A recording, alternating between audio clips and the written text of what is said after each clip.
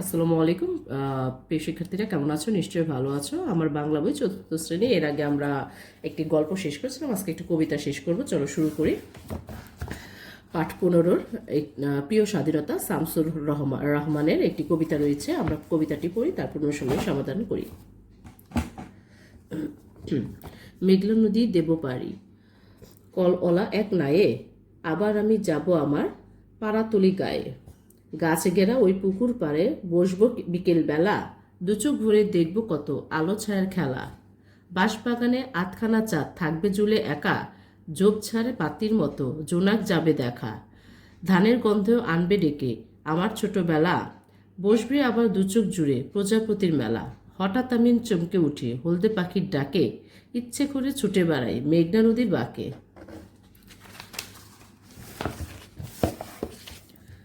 শতযুগের ঘন আধার আজ গায়ে আজও আছে, সেই আধারে মানুষগুলো লড়াই করে বাঁচে। মনে আমার জ্বলসে উঠে 71-এর কথা, পাখির ডানায় লিখেছিলাম প্রিয় স্বাধীনতা। এখানে সংক্ষিপ্ত কবিতাটি দেওয়া আছে। শৈশবের গ্রাম, প্রকৃতি ও স্বাধীনতার প্রতি ভালোবাসা এবং গ্রামের মানুষের সংগ্রাম এবং 71-এ মুক্তিযুদ্ধের স্মৃতিগুলো তার মনে যে জেগে উঠেছে বা দাগ কেটেছে সেটাই তুলে ধরেছে কবিতাটিতে। এখানে অর্থ জেনে নেই। কলওলা ইঞ্জিন চালিত, আধার অন্ধকার নায়ে নৌকায়। অনুশীলনী, শব্দ দিয়ে বাক্য লিখি। এখানে শব্দ দিয়ে বাক্য তৈরি করতে বলেছে। এখানে বাক্যটি দেওয়া আছে, অর্থাৎ খালি ঘরের জায়গাতে শব্দগুলো, এখানে বক্সে যে শব্দগুলো আছে সেগুলো বসাবো। নদীটা হঠাৎ বাঁক নিয়েছে, তাহলে লিখে ফেলি হঠাৎ। প্রজাপতির ডানা নানা রঙে রাঙানো, গোলাপ ফুলের গন্ধ খুব ভালো লাগে। জামার হলদে দাগটা এখনো রয়ে গেছে, তাহলে হলদে হবে। প্রতি বছর এই গ্রামে মেলা বসে। সঠিক উত্তর বাছাই করে বাক্যটি পুনরায় লিখি। এখানে সঠিক উত্তরটা বাছাই করে পুনরায় লিখতে বলেছে। কবিতায়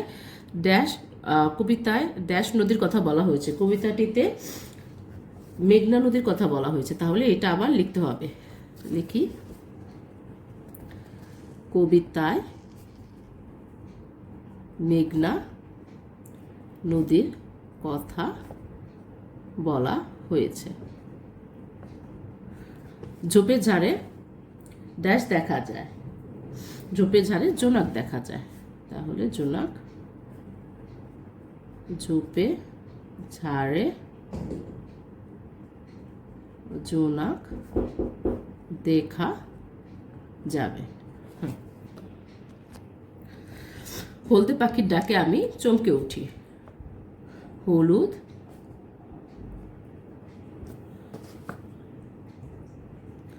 পাখির ডাকে আমি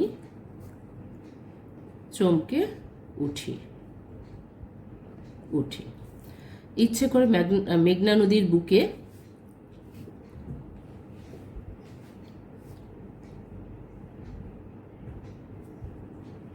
ইচ্ছে করে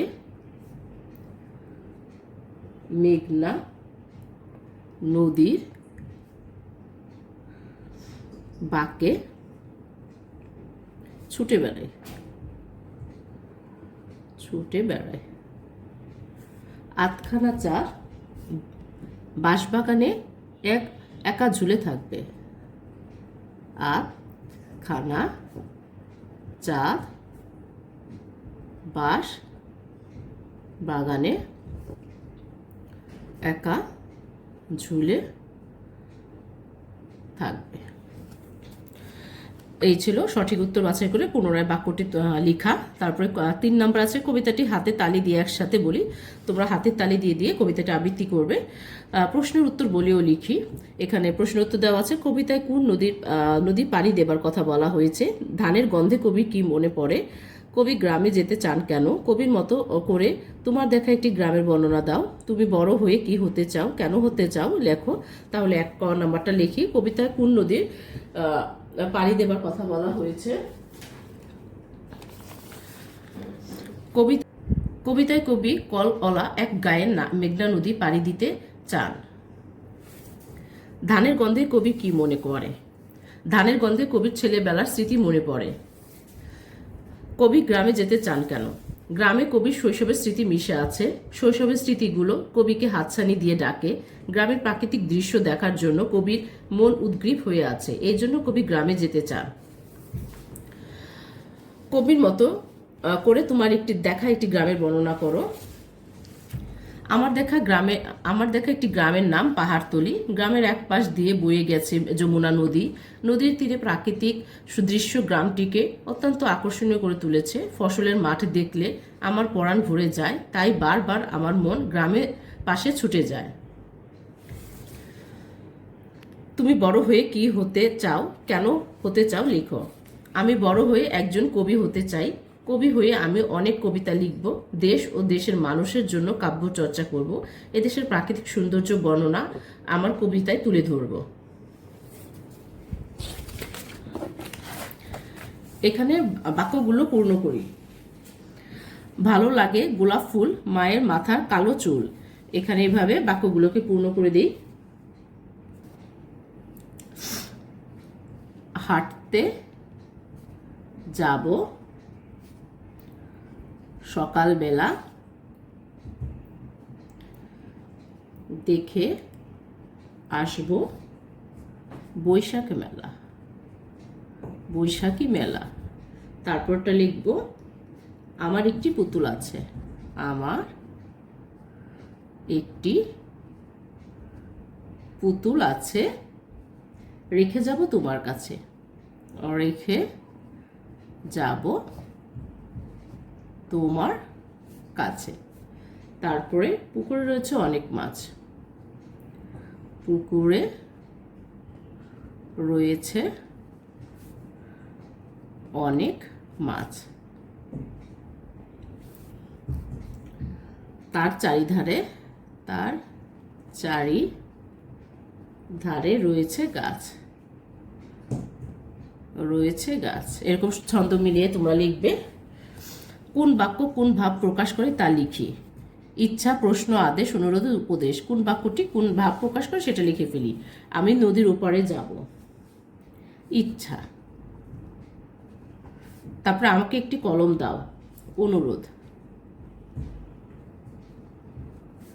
তারপরে স্বাস্থ্যের দিকে নজর রাখো। উপদেশ। আমি কি তোমার সাথে কথা বলতে পারি? প্রশ্ন। বই খুলে পড়তে বসো। আদেশ।